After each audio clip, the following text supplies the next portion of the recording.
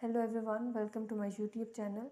In this video, I will show how you can fix Samsung Galaxy S24 FE goose touches on screen. Before starting this video, please press the bell icon or do subscribe this channel. Let's start our video without wasting any time.